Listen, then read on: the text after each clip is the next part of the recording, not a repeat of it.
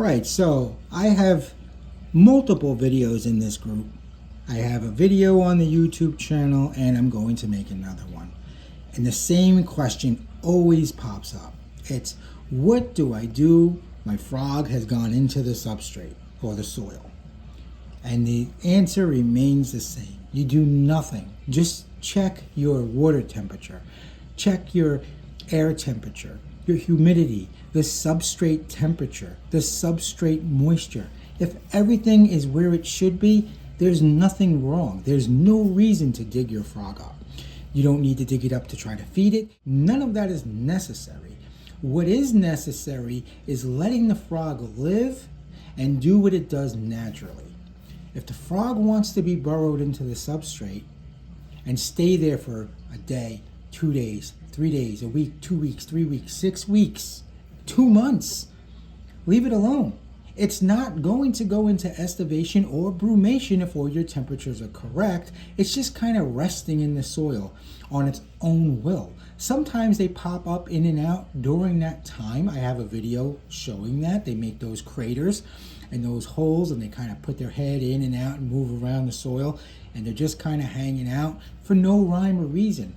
I can never answer that question directly because the frogs don't speak, right? You can't just ask these frogs why you're in there. You just have to know that temperatures, moisture, everything is where it needs to be, and that's how you know the frog is fine.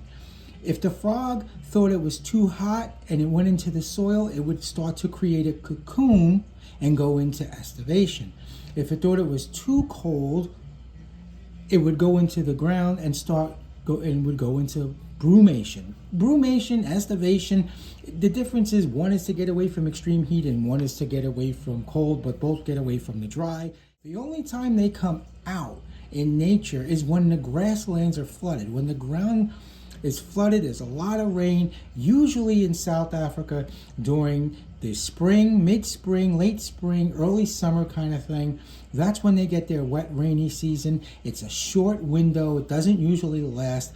They come out, they hustle up, they fight, they breed, they eat what they can, and they go back in the ground when all the water starts to recede and the temperatures are full-blown summer or temperatures are dropping because you're going into fall. And then they're gone. That's why a lot of people think that these frogs are fully terrestrial, because you hear about them, they're in the ground, they're burrowed all the time. Yeah, but they're burrowed to get away from extreme temperatures, and if you keep their temperatures right, then they're gonna stay out. Now, if you have a small frog, and you're talking something small, right? It won't burrow unless something's not right. They usually stay out. You have to provide the frog a proper setup from the start, so that your frog can feel safe and not feel the need to disappear for safety. It needs to feel safe underneath, hides, plants, near a water's edge. It needs that sense of security, and it'll stay out with the humidity and temperatures right, and it'll eat like gluttonously as it's growing for the first few months of its life.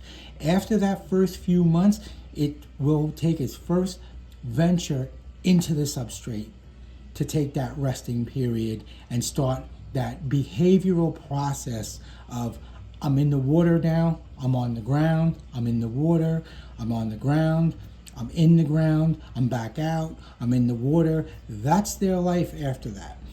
They are so various, and you just don't know how long they're going to spend in any one area, but that's normal behavior. There's nothing wrong with that. That's a part of these frogs. If you can't handle the frog's behavior, if it bothers you, if you don't, it may not be the pet for you. There are definitely other reptiles and amphibians that are more outgoing and spend more time visible all the time and don't disappear as much.